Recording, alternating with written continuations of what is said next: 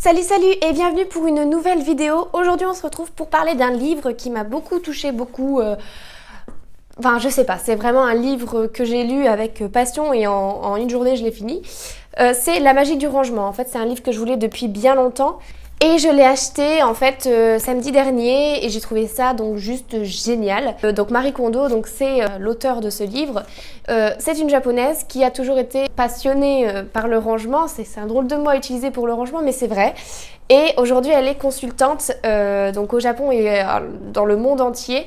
Et elle a voulu créer ce livre parce qu'en fait à chaque fois les mêmes questions entre guillemets revenaient et c'est vraiment pour donc aider les personnes qui ne peuvent pas avoir affaire à ces services. Elle a créé ce livre qui résume un petit peu ces passages à la fois dans les familles, mais également tous les petits conseils qu'elle pourrait nous donner. C'est vraiment juste une bible du rangement. En fait, au départ, elle parle réellement d'elle, de ce qu'elle a fait, pourquoi en fait c'est devenu une passion, ses différentes erreurs aussi, et ça j'ai trouvé ça hyper bien.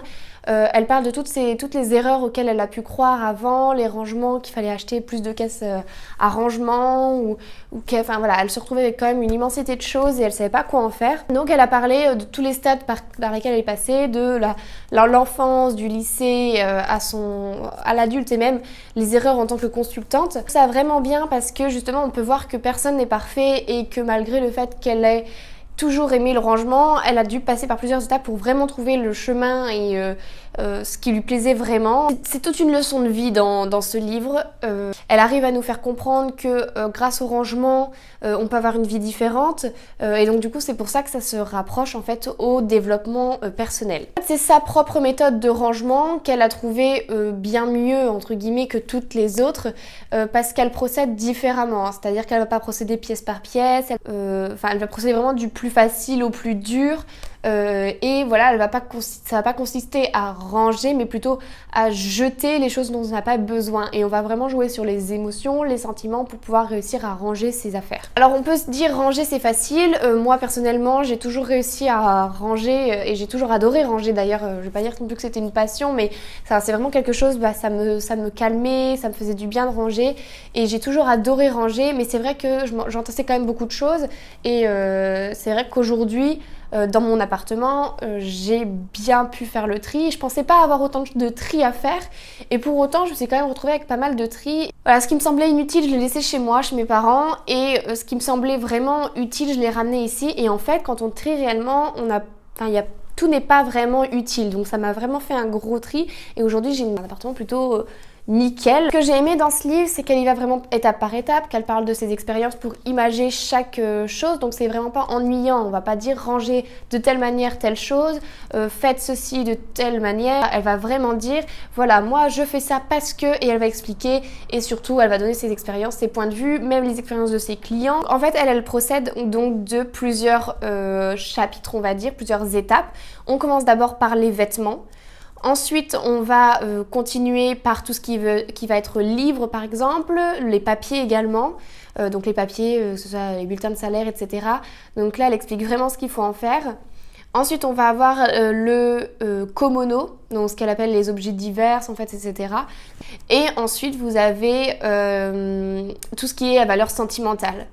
Donc tout ce qui est valeur sentimentale, en fait, elle estime qu'au fur et à mesure du processus, on va voir des choses plus ou moins sentimentales qu'on va mettre de côté pour la dernière étape, où là vraiment on va pouvoir faire le tri. Ça peut être par exemple des lettres, ça peut être par exemple des cadeaux, etc. Et elle va vraiment nous aider à savoir quoi en faire en fait, parce que c'est vrai que c'est difficile pour nous, mais un point de vue extérieur, ça peut toujours aider.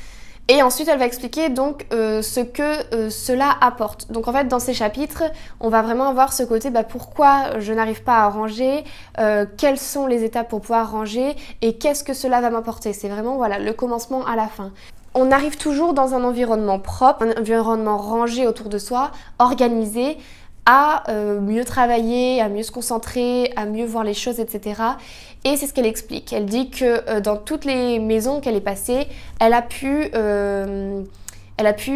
aider les personnes à retrouver par exemple un boulot, avoir un enfant, etc.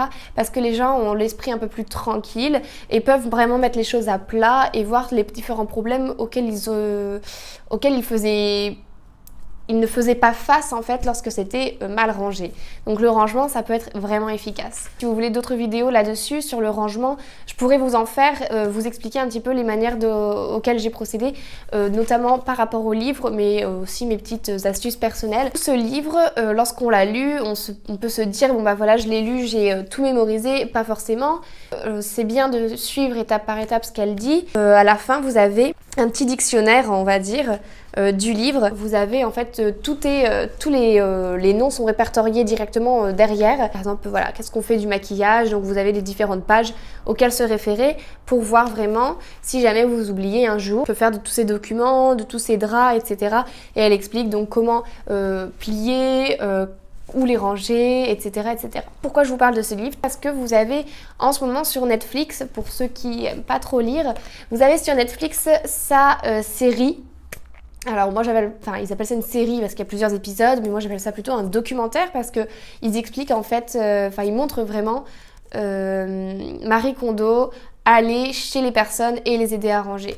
Et donc vous arrivez à voir en fait l'évolution de toutes ces personnes du début de leur maison, donc parfois elles sont plus ou moins rangées déjà, puis quand elles commencent vraiment à trier, etc., alors là on voit qu'il y avait beaucoup de choses auxquelles il fallait ranger. Et on voit le après, et c'est vrai qu'on voit du coup les témoignages des personnes, etc. Et donc on suit ces familles durant 8 épisodes, il me semble. Et c'est vrai que c'est quelque chose, bah voilà, j'ai regardé, je pouvais plus m'arrêter et j'ai trouvé ça génial parce qu'elle donne du coup ses astuces. En fait, elle retrace le livre mais sous version série avec des témoignages, etc. En images. Donc du coup, ça peut être plus intéressant pour ceux qui n'aiment pas lire.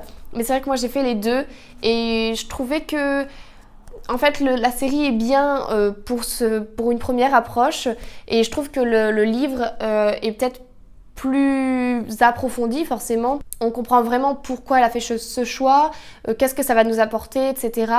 Et également, si on a oublié quelque chose, on peut s'y référer très facilement. Donc voilà, j'espère que cette vidéo vous a plu. N'hésitez pas à me demander si vous souhaitez d'autres vidéos avec donc des lectures personnelles, que ce soit du développement, des romans, etc. Et surtout, si vous souhaitez d'autres vidéos de développement personnel, parce que c'est vraiment quelque chose qui me passionne. N'hésitez pas surtout aussi à me suivre sur les réseaux. Vous avez tous les liens en barre de description. Et surtout, abonnez-vous pour recevoir encore plus de vidéos. Voilà, ciao ciao!